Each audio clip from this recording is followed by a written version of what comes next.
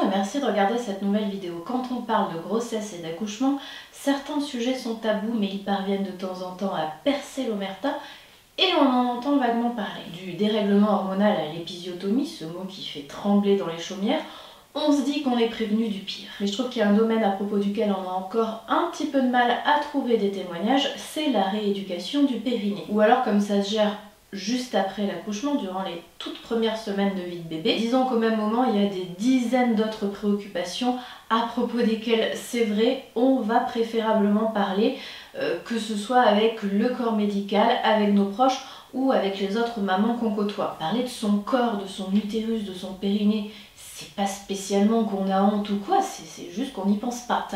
Ça nous vient pas, on demande pas, et du coup le post-Armageddon que subit notre organisme à cette période s'apparente quand même pas mal à une bonne vieille partie de solitaire des familles. Alors 2 ans et demi plus tard, j'ai envie de partager un petit peu ce que j'ai retenu de mon Armageddon, histoire de peut-être pouvoir dissiper le flou que d'autres que moi pourraient connaître sur le sujet. C'est parti!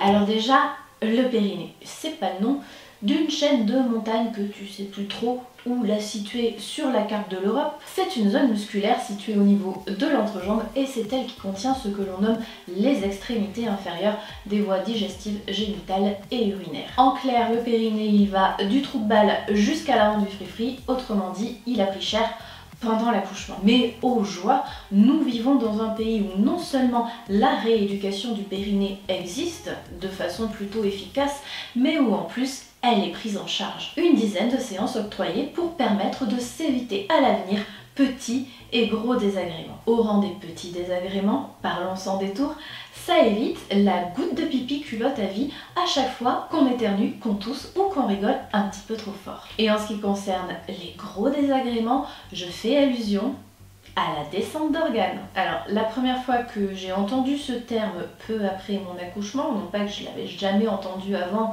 mais avant d'accoucher, c'est un truc qui semblait pas du tout me concerner, donc je m'y étais jamais intéressée. Donc quand j'ai entendu ce terme juste après l'accouchement et que j'y ai vraiment réfléchi pour la première fois de mon existence, je l'ai peut-être pris d'une manière un petit peu trop littérale et ça m'a valu une image mentale assez préoccupante.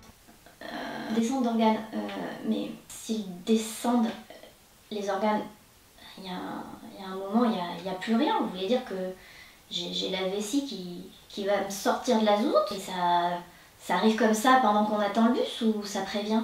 Bon, dans les faits, la descente d'organes, ça descend pas à ce point-là. N'empêche que je te la souhaite pas. Du coup, la rééducation s'impose. Pour ma part, j'étais retournée voir la sage-femme avec qui j'avais également fait mes séances de préparation à l'accouchement quelques mois auparavant. Et en ce qui concerne le contenu des séances à proprement parler, il y a 2 écoles, rééducation manuelle versus rééducation électrique, sachant que c'est la rééducation non électrique, celle qui repose donc uniquement sur le travail musculaire de la patiente, qui est réputée la plus efficace, mais aussi la plus laborieuse. Et sachant que dans la mesure où c'est celle qu'on appelle aussi rééducation manuelle, sachant que dans ce terme rééducation manuelle, la main à laquelle on fait allusion n'est pas celle de la patiente. Ce qui en soi n'est ni bien ni mal, entendons-nous, mais dans mon cas précis et dans la mesure où ma pudeur avait quand même assez vite repoussé après l'accouchement et après cette période délicieuse où tu as l'impression que toutes les 20 minutes, un nouveau personnel de santé vient regarder ce qui se passe entre tes cuisses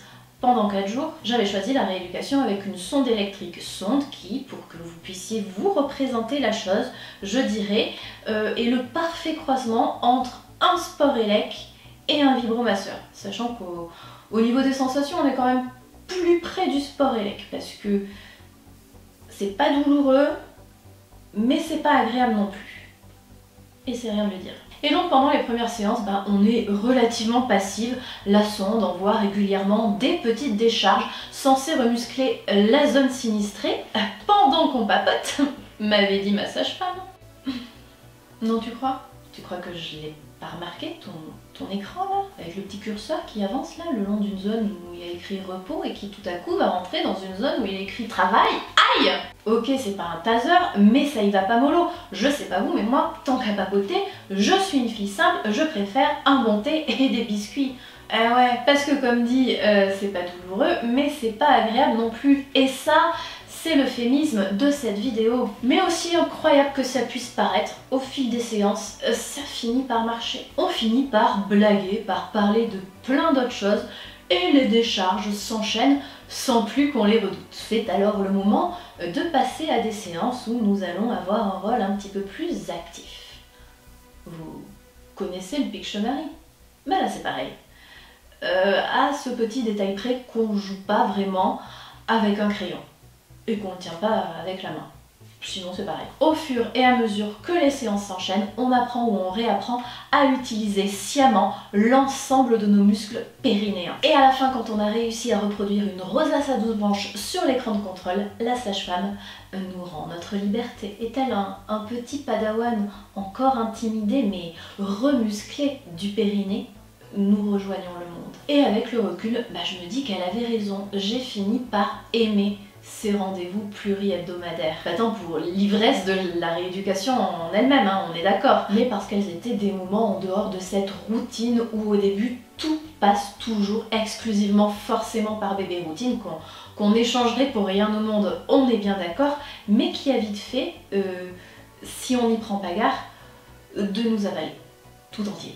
Alors j'adorais ces moments de papotage avec Karine, que ce soit pour parler et me rassurer à propos de mon bébé ou pour parler de totalement autre chose. Je pouvais lui parler comme à une amie, sans tabou, sans avoir la crainte de poser une question qui pourrait sembler stupide, parce que je savais qu'avec elle, rien ne semblerait stupide, je savais qu'avec elle je ne serais pas jugée, comme avec une amie donc. Et elle avait pour me répondre ses connaissances de professionnels de la santé qu'elle me présentait dans un petit paquet préparé avec la douceur et la bienveillance de la maman qu'elle était aussi. Et du coup, si vous êtes réticente, je ne peux que vous encourager à entreprendre la démarche, à commencer votre rééducation du périnée, à ne surtout pas zapper cette étape parce qu'elle est tout aussi importante, peut-être même plus que le reste de toute la médicalisation autour de la grossesse et autour de l'accouchement. Ceci étant dit, je pense que j'ai fait le tour. Si malgré tout il vous reste des questions, n'hésitez pas à les poser dans les commentaires. Je tâcherai d'y répondre et je sais qu'il y a toujours d'autres personnes qui lisent les commentaires et qui se font un plaisir de vous conseiller. J'espère avoir été claire, j'espère avoir été utile. Si c'est le cas, n'hésitez pas à partager la vidéo sur vos réseaux sociaux, à la liker.